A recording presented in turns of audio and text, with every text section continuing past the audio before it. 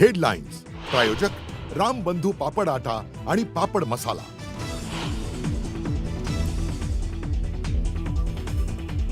मुंबईत राष्ट्रवादीच्या कार्यालयात रवींद्र चव्हाणांनी घेतली सुनील तटकरेंची भेट। जिल्हा परिषदेतील सत्ता स्थापनेबाबत भेट झाल्याची माहिती।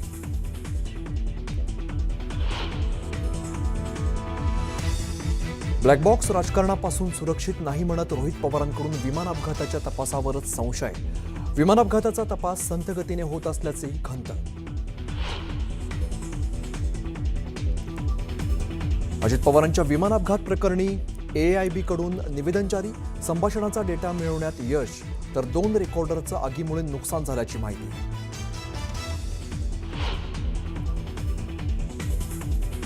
अजितदादांच्या अपघाताची CBI चौकशीची सुनील तटकरेंची मागणी। विमान अपघात प्रकरणाचा सखोल तपास व्हावा, सर्व सत्य बाहेर यायला हवं असंही विधान।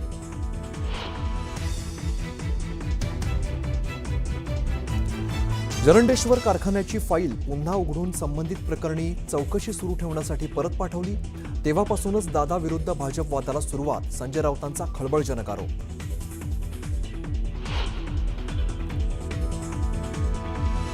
मंत्रालयात घडलेला हा प्रकार कलंक लावणारा तर लाचखोरीचा प्रकार होता याची कल्पना नव्हती। या प्रकरणी चौकशी सुरू आहे। नरहरी झिरवाळ यांची प्रतिक्रिया।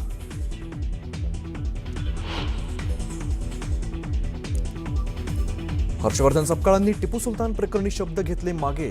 काँग्रेस प्रदेशाध्यक्ष हर्षवर्धन सपकाळांकडून शिवप्रेमींची दिलगिरी व्यक्त, मात्र भाजपाचा तीव्र शब्दात निषेध।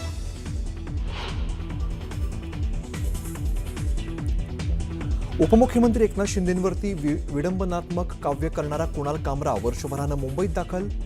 विधिमंडळातील हक्कभंग समितीसमोर कामराची हजेरी, तक्रारदार उपस्थित नसल्यामुळे 10 मार्चला सुनावणी।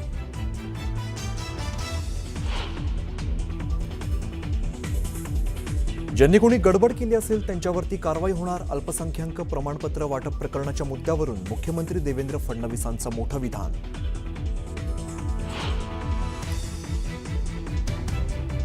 पंतप्रधान नरेंद्र मोदी आणि फ्रान्सचे अध्यक्ष मॅक्रॉन यांची मुंबईमध्ये भेट। लोकभवनात पार पडणार द्विपक्षीय बैठक।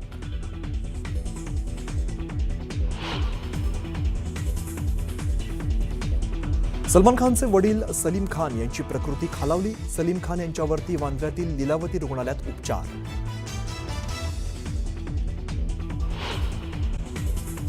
कथित जमीन गैरव्यवहार प्रकरणी पार्थ पवारांना मोठा दिलासा मिळाला असल्याची माहिती वरिष्ठ सूत्रांनी न्यूज 18 मराठीला दिली आहे। पुण्यातील सुमारे 1800 कोटी रुपये किमतीची महार वतन जमीन 300 कोटी रुपयांमध्ये पार्थ पवार यांच्या कंपनीने खरेदी केल्याप्रकरणी चौकशीसाठी नेमण्यात आलेल्या महसूल सचिव विकास खारगे समितीचा अहवाल महसूल मंत्री चंद्रशेखर बावनकुळे यांना सोमवारी सादर करण्यात आला। यामध्ये उपमुख्यमंत्री सुनेत्रा पवार यांचे पुत्र पार्थ पवार यांना अभय देण्यात आलेला आहे अशी माहिती सूत्रांनी दिली आहे। तर याच वेळेला या व्यवहारासाठी मदत करणाऱ्या 2 सरकारी अधिकाऱ्यांच्या विरोधात कारवाईची शिफारस करण्यात आली आहे।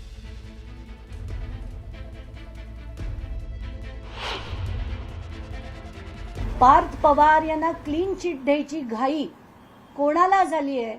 सुनील तटकरेंना झाली आहे का? प्रफुल्ल पटेलना झाली आहे का? नरेश अरोरांना झाली आहे का? उपमुख्यमंत्री सुनेत्रा पवारांना झाली आहे का? देवेंद्र फडणवीसांना झाली आहे? हेच आता काही कळत नाहीये। आत्ताच्या घटनेला कुठलाही रिपोर्ट आलेला नाहीये आणि रिपोर्टमध्ये पार्थला क्लीन चिट मिळूच शकत नाही हे मी खात्रीने सांगू शकते। त्याच्यात खारगे समिती अमुक न तमुक मार्ग काढेल विलंब करायचा, पण पार्थला कोणाचेही काका क्लीन चिट देऊ शकत नाहीत। त्यांचे आई नाही, वडील नाही, आजोबा नाही, कोणी क्लीन चिट त्यांना देऊ शकत नाही। त्याच्यामध्ये आश्चर्य वाटण्यासारखं काही नाही। ज्या दिवशी ही कमिटीने नेमली त्याच दिवशी मी म्हटलं होतं की ही कमिटी काही करणार नाही, ही क्लीन चिट देण्यासाठी नेमलेली समिती आहे। काही काळ ते काढतील, मुदत वाढवून मागतील आणि सगळ्यात शेवटी सर्वांना म्हणजे राजकीयदृष्ट्या ज्यांना निर्दोष ठरवायचं आहे त्या सर्वांना निर्दोष ठरवून मोकळे होतील आणि झालेलंही तसंच आहे। तेव्हा पार्थला मी फोन केला होता सकाळी आणि मी असं म्हणले होते तो मला म्हणला आत्या मी काही चुकीचं केलं नाही, मी तुम्हाला नंतर समजून सांगतो काय झालं।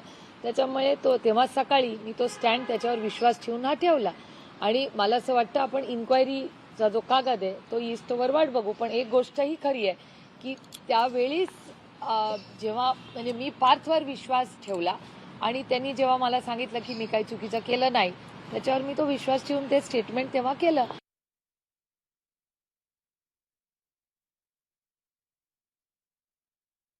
क्लीन चिट देण्याचा कुणालाही कुठलाही प्रकार त्या ठिकाणी येत नाही. एकंदरीतच ह्या प्रकरणाशी संबंधित संपूर्ण सखोल चौकशी त्या ठिकाणी उच्चस्तरीय समितीच्या माध्यमातून लावण्यात आली होती.